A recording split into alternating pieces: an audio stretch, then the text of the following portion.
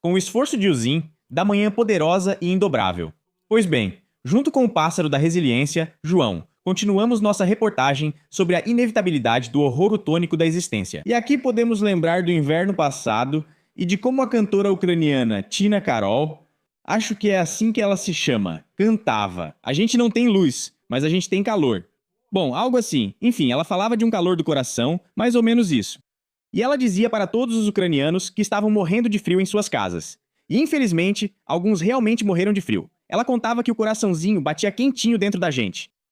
E agora, ao que tudo indica, não vai ter nem uma coisa nem outra. Aqui já estão nos alertando que, com 95% de probabilidade, no inverno na Ucrânia pode quase não haver luz nem aquecimento. E aqui, novamente, imediatamente vem à mente aqueles gritos de que o Estado está acima de tudo, que somos inquebráveis, invencíveis, que somos poderosos. Dá vontade de mostrar a pirâmide de Maslow para esses poderosos inquebráveis, que provavelmente nunca ouviram falar, nem sabem que existe um Maslow ou uma pirâmide. Relacionar uma coisa a outra é muito difícil. Mas isso existe, e na base de tudo isso estão, afinal de contas, as necessidades fisiológicas. Ou seja, é o mesmo calor, comida, água e tudo o resto. Resumindo, estão nos contando sobre a ausência justamente dessa base da pirâmide. Ah, e sim, eu suspiro profundamente porque, bom, você lê isso e pensa, como é que as pessoas conseguem pensar nessas coisas? Um capitão das Forças Armadas da Ucrânia afirma que os ucranianos devem se preparar para esse cenário agora. E bom, esse militar aí é bem mais ou menos. É um ex-banqueiro, dá pra imaginar onde ele serve. Provavelmente mais um voluntário e está por aí lutando contra o Solomon, o Sal. Em outra trincheira com um pouco de borscht. Na terceira, talvez com algum caviar preto vencido, provavelmente. E com todo tipo de outras coisas ruins, contra as quais, obviamente, é preciso lutar. Resumindo, esse ex-banqueiro e super terminador diz que um dos principais problemas dos próximos meses, na opinião dele, será a próxima temporada de aquecimento. Segundo ele, isso vai acontecer em meio à guerra e à falta de recursos de defesa antiaérea. Aqui, Zelensky concorda com ele, pois está pedindo agora ao Trump recursos de defesa antiaérea, mas Trump disse não. Apesar de que, recentemente, a mídia ucraniana dizia que Zelensky era o queridinho do Trump. E até vivia ligando para ele, aquele DJ, como eu chamo Vance, e Zelensky contava para ele sobre o encontro com o próprio chefe do Vance, como se ele não soubesse disso. Enfim, é isso. E levando em conta a situação atual, com os sistemas Patriot, que ninguém está dando para a Ucrânia, segundo esse ex-banqueiro, os ucranianos precisam estar preparados para o fato de que no inverno podem ficar sem luz e aquecimento por um longo tempo. Ele dá 95% de chance disso acontecer. E, sinceramente, conhecendo banqueiros e financistas em geral como pessoas muito práticas, que são muito sensatas, eu, para ser honesto, tendo a concordar. Porque não muito tempo atrás eu mesmo dizia: olhem só o que está acontecendo. Estão destruindo os nós de energia e as termoelétricas e o que foi bombardeado no ano passado. Ninguém sabe se tudo foi consertado, e provavelmente não, ou só parcialmente. Ou não consertaram, mas nos documentos, provavelmente, está registrado como protegido por um enorme sarcófago de segurança, como a usina nuclear de Chernobyl e seus reatores. Mas neste caso, estamos falando das energéticas. Lá havia um tal de Mustafa Naem. Esse é justamente o personagem que criou todo esse Maidan da primeira independência, da dignidade. Chame como quiser, mas no geral nós vemos tudo isso. E esse tal de Mustafa Naem de repente se tornou uma pessoa bastante respeitada no país. Ou seja, ele lutava contra os funcionários públicos. Durante o governo Yanukovych, ele virou funcionário público e dizia com ar inteligente como protegia a infraestrutura energética do país. Lá também, a primeira linha de defesa. Sistema. E a segunda, e a terceira. E levam lá e... Aí de repente ele simplesmente foi embora. E depois começaram a acusá-lo de várias coisas ruins. E o irmão dele comprou um Mercedes por $180 mil. Na verdade, nas Forças Armadas. No país, por $180 mil. Mas pessoas talentosas são talentosas em tudo. Assim que eles vieram de Cabul com o pai deles, aparentemente já se tornaram verdadeiros ucranianos imediatamente. Eu acho isso simplesmente maravilhoso. Quando as pessoas absorvem o espírito do país para onde vieram e se tornarem patriotas sinceros. Então, é isso. Depois ele nos conta o seguinte: devemos nos preparar para um inverno quase sem luz ou aquecimento. O ex-banqueiro diz isso, e naturalmente tenho 90% de certeza. Tenho 90% de certeza de que ele também tem uma casinha com geradores, um poço artesiano, um painel solar e um catavento lá, girando suas pás ao vento. Não em direção ao sol, como de costume, mas com certeza em direção ao vento. Então ele diz que nós também precisamos estocar geradores, baterias e tudo o que possa fornecer ou armazenar energia elétrica. E pode se lembrar bem, eu não quero realmente contradizer as palavras desse personagem, porque ele está certo de fato. De fato, no inverno vai ser horrível. Mas uma pessoa sensata, que tem dinheiro, já compra geradores, baterias e tudo o resto. Mas vale lembrar a ele que o salário médio na Ucrânia é menor do que o preço daquele EcoFlow de que estão falando. Com esse dinheiro, talvez dê para comprar uma bateria de celular, mas não um aquecedor. A esposa do Kuleba sugeriu certa vez se cercar dessas coisas. Com coisas interessantes, brinquedos da loja dela com um foco especial e se aquecer até 38 graus, ela contou isso enquanto as pessoas passavam frio, sorrindo e explicando o que fazer. Agora tudo parece caminhar para isso, mas sem aquecimento. Também lhe perguntaram se os ucranianos que têm a possibilidade deveriam sair temporariamente das grandes cidades. Ele disse que isso não garante melhora no fornecimento de energia elétrica. Em corte de energia em grande escala, tanto a capital quanto os assentamentos próximos serão afetados. Se não houver eletricidade em Kiev, então também não haverá na região de Kiev. E na região de Kiev haverá apenas 10 a mais do que em Kiev. Mas é interessante mesmo assim. Mas no geral, se for no vilarejo e você tiver sua própria casa com aquele mesmo fogão, isso permite sobreviver. E lá dá para colocar até esse gerador, mesmo que seja velho, e mais alguma coisa. Na cidade não sei, mas antes usavam aquecedores improvisados a lenha. Nos anos 90, lembro que até jornais recomendavam instalar aquecedores improvisados a lenha em apartamentos. Nas Khrushchevkas, sem aquecimento, as pessoas passavam frio e faziam saída de fumaça pela janela. Fechavam a janela com madeira compensada, depois protegiam esse cano para não pegar fogo com chapa de metal. Bom, assim se aqueciam. Alguns tiveram incêndios, outros se sufocaram, outros não. Mas ao menos naquela época havia esperança de futuro. E agora, sinceramente, apesar de tudo, é como se, sabe, tudo estivesse bem e de repente te jogassem de uma montanha onde tudo estava bem, queimando as asinhas e a cara, por assim dizer, e agora todos nós estamos lá embaixo, grasnando sobre o que está acontecendo. Por quê? A internet reduz o calor humano, isola as pessoas e enlouquece. Nos comentários do canal, fica claro que todos estão enlouquecendo. Xingam-se de todas as maneiras possíveis. Você é ruim? Eles também. Não entendem, na minha profunda convicção, não percebem o que realmente está acontecendo. Mas tudo bem. Além do fato de que não vai ter nem luz, nem calor, e quem vai dizer, tipo, os ucranianos, agora temos o Trump. Trump aparece de repente também como um pombo da paz. Temos um pássaro da resiliência. Veja, até a nossa coloração é parecida. O Juan pode até se esconder no meu fundo. Trump não vai se esconder. E ele nunca se esconde, mas ele diz que pode vir e pegar tudo da Ucrânia. Esse é o parceiro mais próximo.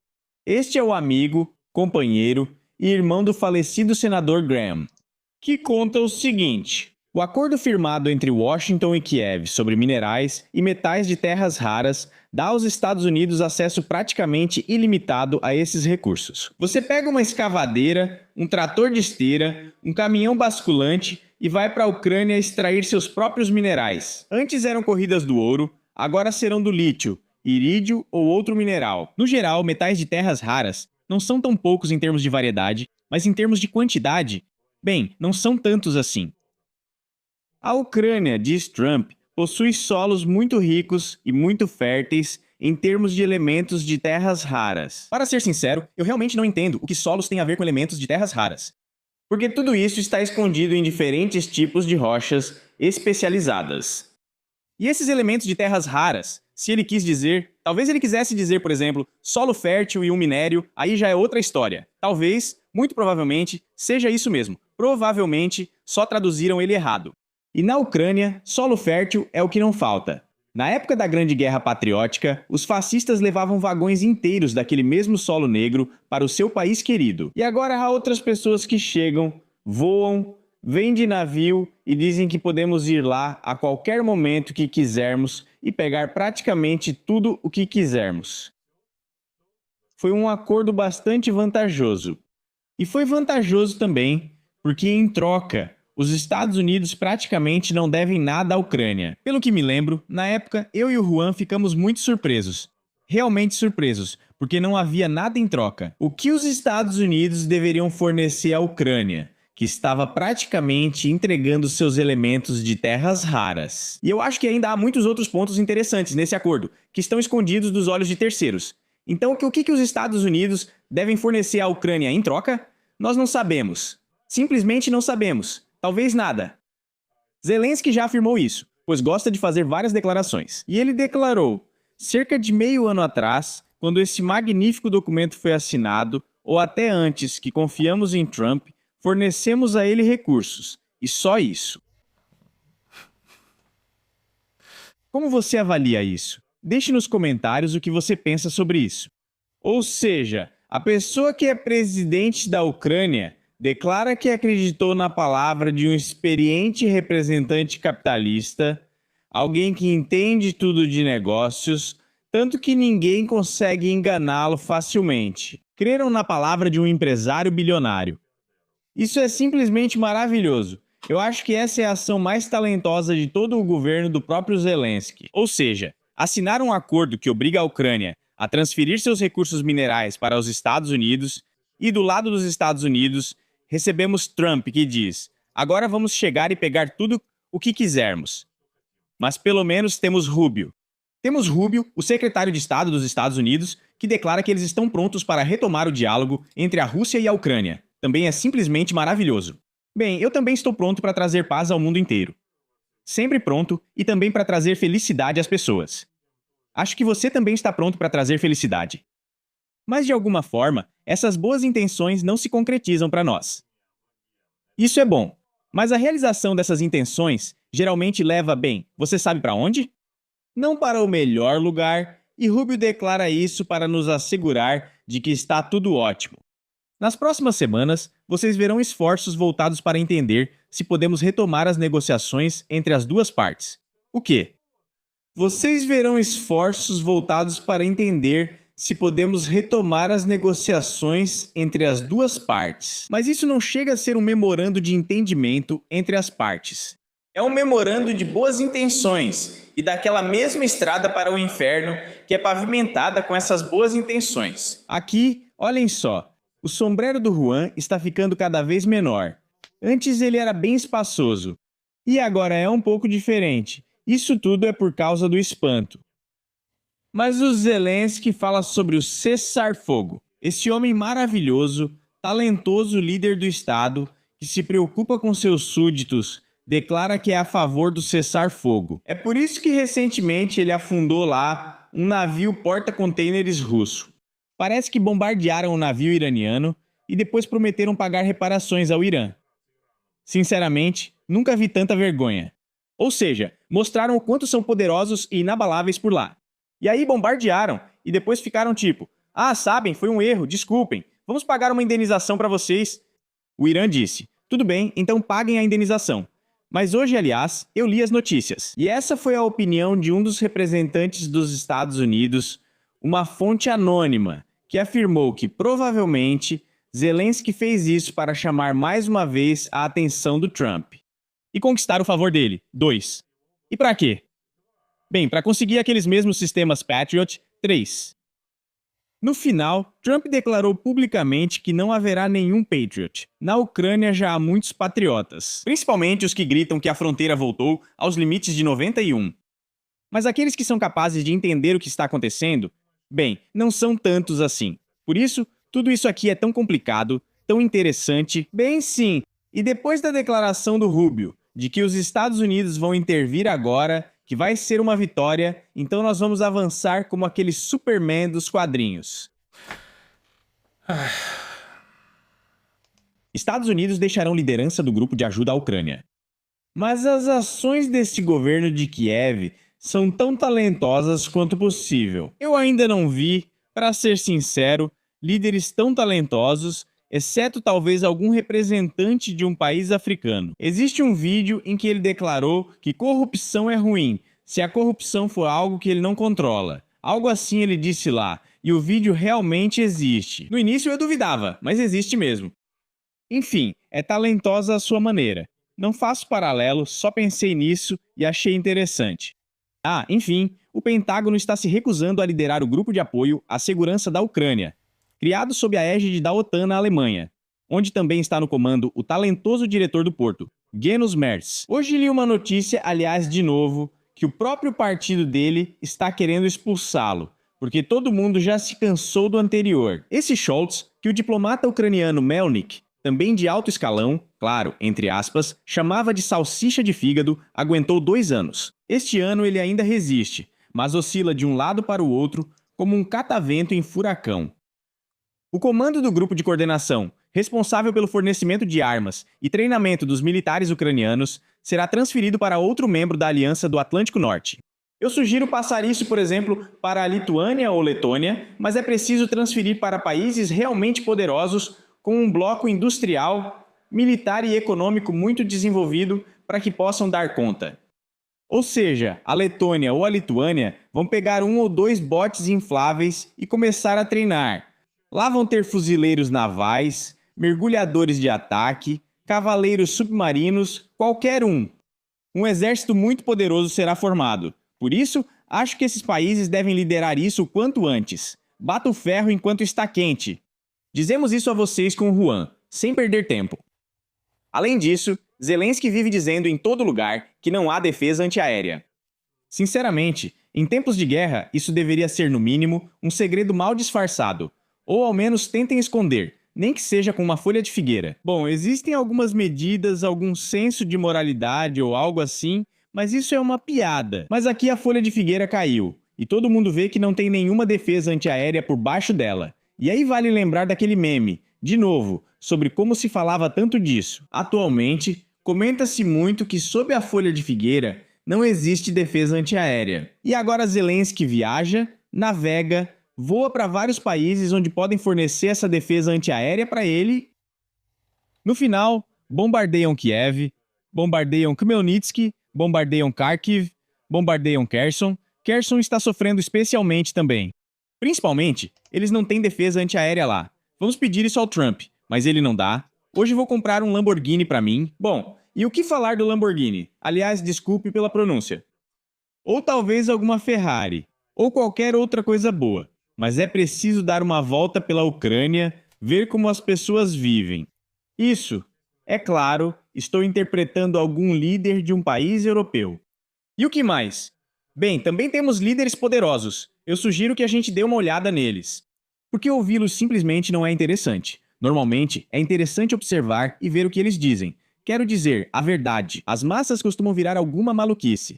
Mas essa maluquice, Juan, não é loucura. Juan é um pássaro na singularidade, vale lembrar. E não se esqueça, essa maluquice é o que eles normalmente falam. E daí? Então vamos ver. Quem temos aqui? Ah, certo. Pois é, temos aqui um personagem. Este é o Tuka. Ah, Tuka está falando sobre a mobilização na Rússia. Obviamente, Tuka dançou a dança do Tuka-Stuk e imediatamente virou especialista em tudo. Agora eu vou mostrar o vídeo para vocês. Ele está falando sobre vários assuntos. Que hoje vemos alguns programas russos interessantes. Estão assistindo programas russos, Tuka? Cadê a SBU? O que está acontecendo? Testes. Mostrar sobre o crescimento pode-se dizer que eles vivem na fronteira, e aqui está resumidamente sobre nós. A população abertamente ameaça a possível imagem no futuro. Isso é na Rússia. Ele realmente prevê a redução da população humana. Tukan, olha, eu não sei, talvez ele tenha assistido ao Telemaratona em vez dos programas russos. Eu entendo, a idade, ele meio que, bom, pode acontecer de tudo. Mas pelo que eu sei, em um certo país maravilhoso, onde parece que Tuka mora, é lá que a população masculina está realmente diminuindo. E em grande parte graças, novamente, às ações de líderes tão poderosos como esse tal de Tuka, que declara que é preciso oprimir os Oliantos.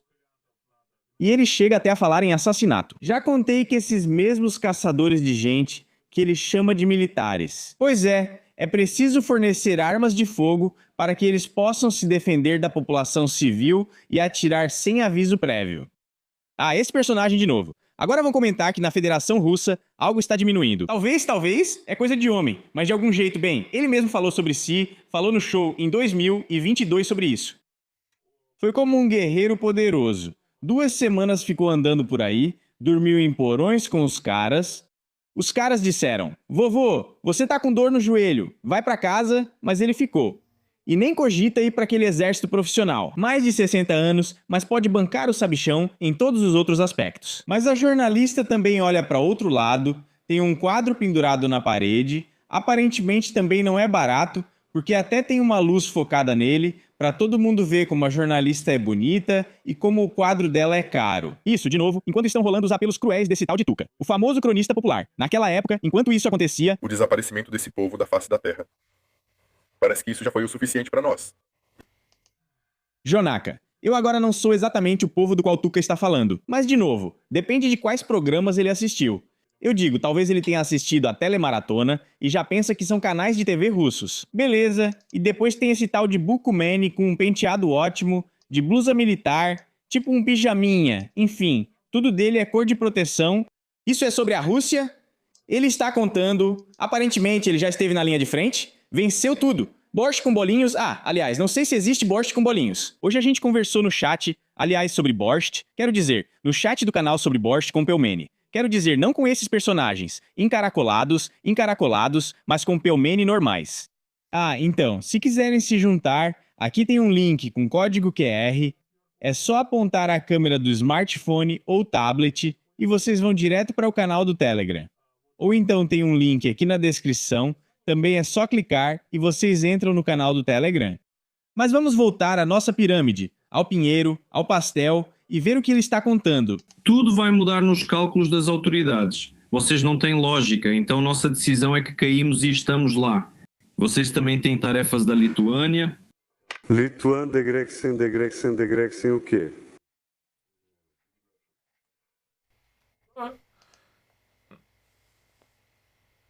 Nós não entendemos, mas esses são os líderes poderosos assim. Quer dizer, eu entendo que tudo isso é maravilhoso, mas nada está claro, tudo é muito interessante. Bom, por enquanto é isso. Escrevam nos comentários o que vocês acham. As fronteiras estão abertas em tempos de guerra, em larga escala para todos?